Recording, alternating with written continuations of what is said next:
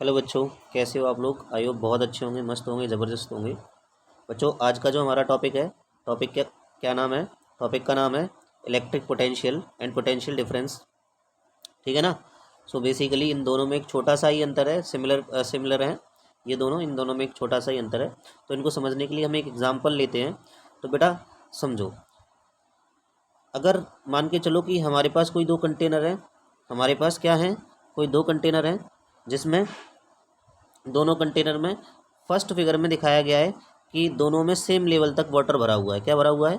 Water, है ना। Second figure में ये दिखाया गया आपको कि इसमें से एक कंटेनर में थोड़ा हाई लेवल पर वाटर भरा हुआ है और एक में थोड़ा लो लेवल पर वाटर भरा हुआ है ना। तो मैं क्वेश्चन ये करता हूँ कि बताओ इन दोनों कंटेनर में से इन दोनों सिस्टम में से ये सिस्टम है और एक ये सिस्टम है, इन दोनों सिस्टम में किस में से किस सिस्टम में वाटर का फ्लो होगा? तो आपका आंसर होगा कि सर बी वाला, है ना। ये जो सेकंड फिगर है ना, इस वाले सिस्टम में क्या होगा? Water flow. तो अगर मैं ये पूछूं कि क्यों फ्लो होगा, तो आप यहाँ पे क्या कहेंगे कि सर वाटर के जो लेवल हैं वहाँ पर एक डिफरेंस है, उनके लेवल में क्या है? डिफरेंस है। ठीक है ना। तो अब तो आपके ही आंसर से मैं इस का जवाब देता हूँ। बेटा ये जो डिफरेंस है वाटर की लेवल में, है ना, अगर मैं थोड़ी देर के लिए यहाँ पे चार्ज मान लूँ, क्या मान लूँ? चार्ज मान लूँ, है ना, दोनों में, कि अब ये कह रहा हूँ कि चार्ज वाटर नहीं भरा हुआ है, चार्ज भरा हुआ है। तो ये जो चार्ज के ये जो किसी अब मैं ये जो कंटेनर है ना, इनको थोड़ा सा क्या कंसीडर कर लेता हूँ कि ये पहला वायर है और इस वायर का ये ए वाला एंड है और ये बी वाला एंड है। तो अगर मैं यहाँ पर इसमें चार्ज के लेवल में डिफरेंस देखूँ, किस में देखूँ? चार्ज के लेवल में डिफरेंस देखूँ, तो मैं ये कहूँगा कि इसमें चार्ज फ्लो नहीं होगा और इसमें चार्ज फ्लो होगा।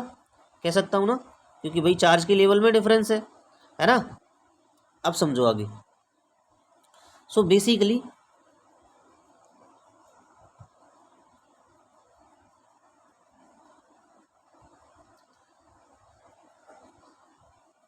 अगर मुझे इस कंटेनर में भी, और या हम ये कहें कि इस सिस्टम में मुझे एक डिफरेंस क्रिएट करना है, तो मुझे क्या करना होगा? बी वाले सिस्टम से या ए वाले सिस्टम में से किसी एक में से वाटर क्या क्या करना पड़ेगा? बाहर निकालना पड़ेगा। और उसके लिए मुझे क्या करना पड़ेगा? वर्क डन करना पड़ेगा। क्या करना पड़ेगा?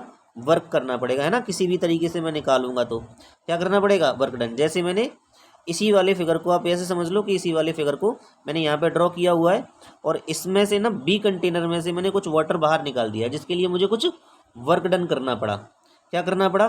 कुछ वर्क डन करना पड़ा, है ना। ठीक है। तो बेटा यही वाला जो वर्क डन है, इसी वर्क डन को हम क्या कहते हैं? अगर यही वाला जो वर्क डन है, अगर पर यूनिट चार्ज लगे, है ना, पर यूनिट चार्ज लगे, तो इसी वर्क डन को हम क्या कहते हैं? पोटेंशियल कहते हैं। क्या कहते हैं? पोटेंशियल कहते हैं, है ना। और अगर मैं पोटेंशियल डिफरेंस की बात करूं, तो बेसिकली अगर हम किसी वायर की बात करें, तो वायर के कोई से दो एंड के बीच में, कोई से दो एंड के बीच में, जैसे मान के चलो ये ए एंड है और ये बी एंड है, अगर इन दोनों एंड के बीच में मैं पोटेंशियल देखूं, तो बेसिकली वो पोटेंशियल नहीं, वो पोटेंशियल डिफरेंस होगा, है ना। ठीक ठीक कहने का अगर मेरा मतलब समझ लो, मतलब समझो, तो कहने का मतलब ये है कि अगर हम किसी वायर के किसी एक पॉइंट पर कैलकुलेट कर रहे होते हैं वर्क डन को पर यूनिट चार्ज, तो वो क्या होता है? किसी एक पॉइंट पर, उसी को हम कहते हैं पोटेंशियल। किसी एक पॉइंट पर हो तो हम क्या कहते हैं? पोटेंशियल। वहीं अगर किसी वायर के किसी दो पॉइंट, कोई से दो पॉइंट के बीच में अगर मैं पोटेंशियल कैलकुलेट कर रहा हूँ, क्या कर रहा हूँ? पोटेंशियल कैलकुलेट कर रहा हूँ, तो उसी को हम क्या कहते हैं? Potential difference. क्या कहते हैं? Potential difference. So basically potential क्या होता है? पोटेंशियल का मीन्स होता है, बेसिकली पोटेंशियल का मीन्स होता है work done per unit charge, है ना। यानी कि पर यूनिट चार्ज पर किया गया जो वर्क डन होता है वो किसके बराबर होता है? वो हमेशा पोटेंशियल के बराबर होता है। किसके बराबर होता है?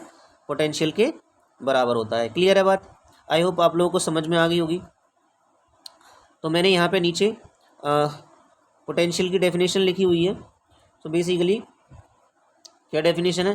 Potential energy per unit charge is called electric potential, यानी कि पर यूनिट चार्ज पर जो पोटेंशियल एनर्जी होती है या वर्क डन कह सकते हैं हम, उसी को हम क्या कहेंगे?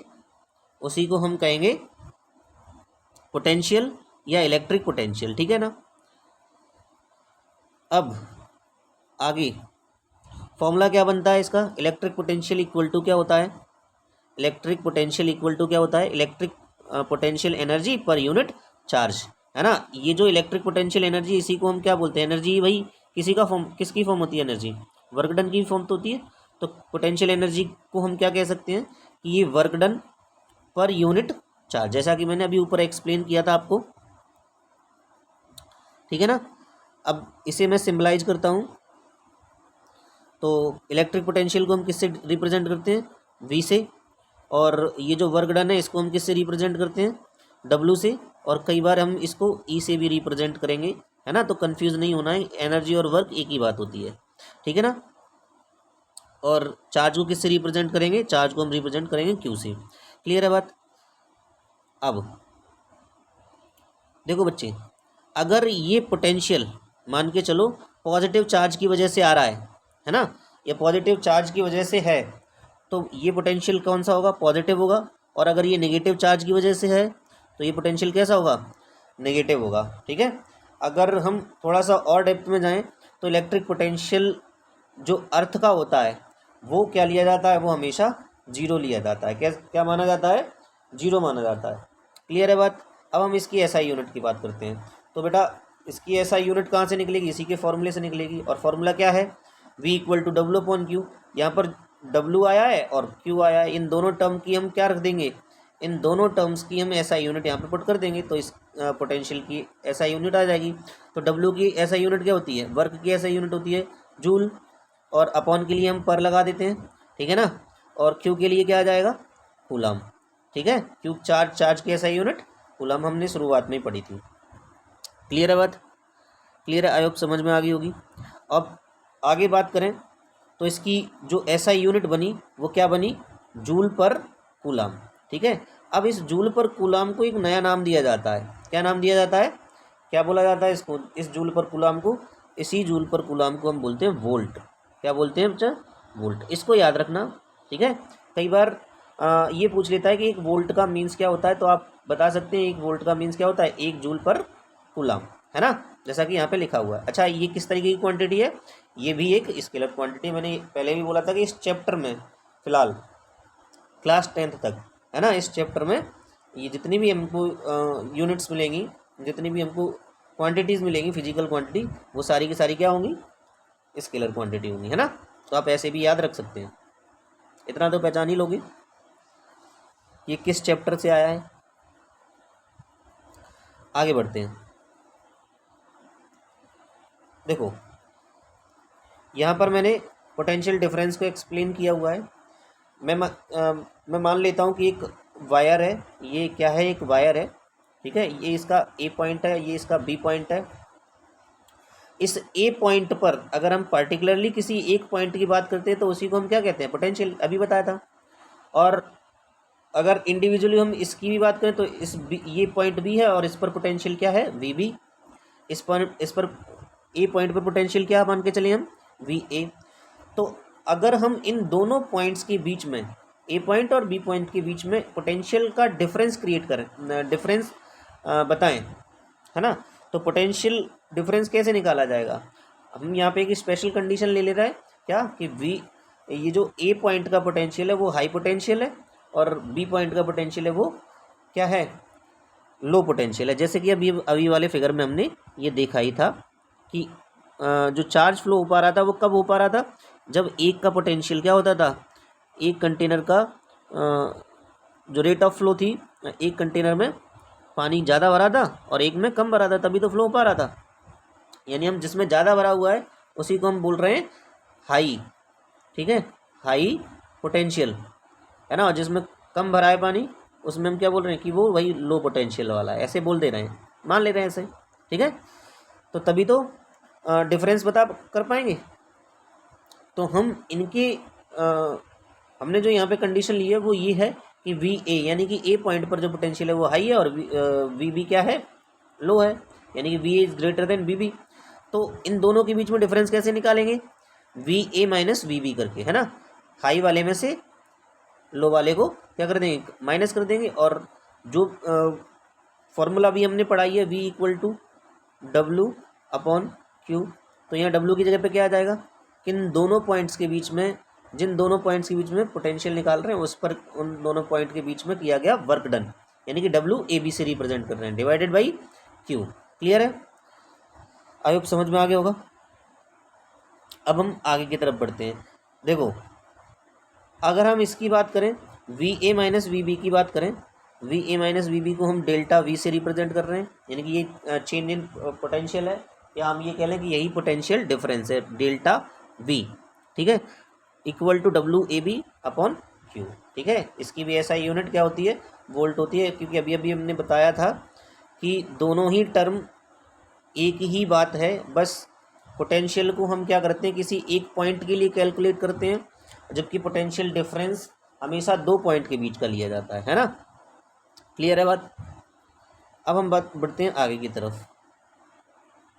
सो हम यहाँ पे मैंने पोटेंशियल डिफरेंस की डेफिनेशन दी हुई है, ठीक है ना। कैसे लिखेंगे, potential difference between two points in a current carrying conductor it's said to be 1 volt, यानी कि दो पॉइंट के बीच में, किसी भी करंट कैरिंग कंडक्टर के दो पॉइंट के बीच में जो पोटेंशियल डिफरेंस होता है वो 1 वोल्ट तब माना जाता है जब 1 जूल ऑफ वर्क, कितना, 1 जूल ऑफ वर्क, यानी कि 1 जूल वर्क 1 कूलम चार्ज को एक पॉइंट से दूसरे पॉइंट तक लाने में वर्क डन किया जा रहा हो, है ना। 1 जूल वर्क 1 कूलम चार्ज को एक पॉइंट से दूसरे पॉइंट तक लाने के लिए किया जा रहा हो, तब हम उसको क्या कहेंगे, उसी वर्क डन को हम क्या कहेंगे कि 1 वोल्ट का पोटेंशियल डिफरेंस है, ठीक है ना। अब जिस तरीके से हमने करंट को मेजर करने के लिए एक इंस्ट्रूमेंट देखा था, उसी तरीके से पोटेंशियल डिफरेंस को मेजर करने के लिए भी एक इंस्ट्रूमेंट होता है, जिसका क्या नाम होता है, वोल्ट मीटर। क्या नाम होता है बेटा, वोल्ट मीटर, ठीक है ना। और वोल्ट मीटर को हमेशा हम पैरेलल कॉम्बिनेशन में कनेक्ट करते हैं। देखिए ये जो फिगर है, इस तरीके से हम क्या करते हैं, पैरेलल कॉम्बिनेशन में क्रिएट करते हैं। हम इनके बारे में आगे बात करेंगे, सीरीज और पैरेलल कॉम्बिनेशन की, है ना। तो ये जो वोल्ट मीटर होता है वो कैसा होना चाहिए, हमेशा हाई रेजिस्टेंस इंस्ट्रूमेंट होना चाहिए, है ना। कैसा होना चाहिए, हाई रेजिस्टेंस इंस्ट्रूमेंट होना चाहिए। आगे की तरफ बढ़ते हैं, कुछ न्यूमेरिकल ले लेते हैं।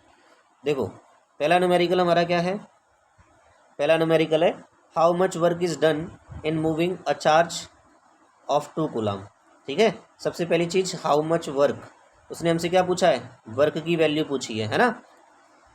क्या पूछी है, वर्क की वैल्यू। तो मैंने यहाँ पे लिख लिया है W equal to question mark, है ना, is done in moving a charge of 2 coulomb. ये 2 कूलम क्या है, क्यू की वैल्यू है ना, चार्ज की वैल्यू है, across 2 point having potential difference 12 volt. देखो ये 12 वोल्ट क्या दिया हुआ है, पोटेंशियल डिफरेंस, यानी वी की वैल्यू दी है, क्या दी है, वी की वैल्यू।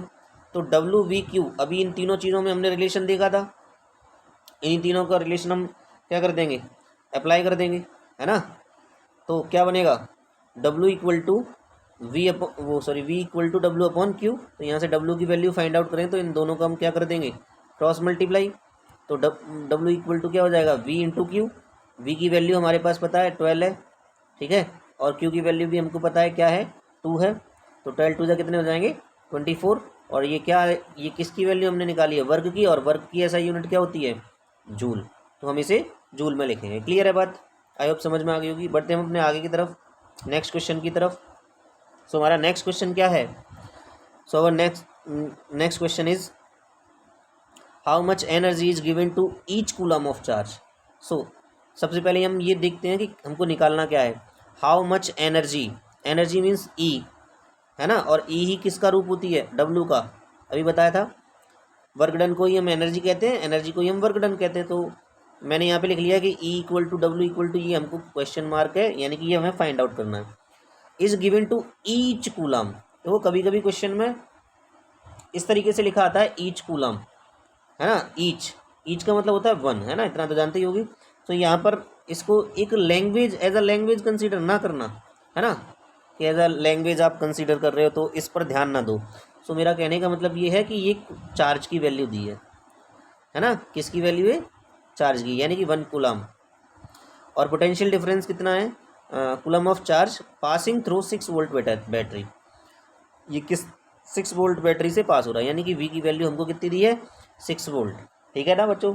तो वी की वैल्यू हमारे पास कितनी है, 6। तो हम क्या करते हैं, हमें ई निकालना है, तो V equal to W upon Q, वही वाला सेम फॉर्मूला अप्लाई कर देंगे, ठीक है। यहाँ पर हम क्या करेंगे, यहाँ पर हम क्या करेंगे, डब्ल्यू की वैल्यू निकालेंगे, वी क्यू आएगी, डब्ल्यू को हमने रिप्लेस किससे कर दिया, ई से, क्योंकि भाई डब्ल्यू ई तो ई होता है। तो ई 6 इसकी वैल्यू दी थी वी की, और क्यू की वैल्यू हमको 1 दी थी। 6 इंटू 1 इक्वल टू क्या हो जाएगा, 6। और एनर्जी की भी ऐसा यूनिट क्या होती है, जूल। तो हमारा आंसर होगा 6 जूल। क्लियर है बात, आगे बढ़ते हैं। सो बच्चों, अब हमारा जो नया टॉपिक है वो क्या है, relation between current and potential difference. तो अब तक हम करंट भी पढ़ चुके हैं और पोटेंशियल डिफरेंस भी पढ़ चुके हैं, है ना।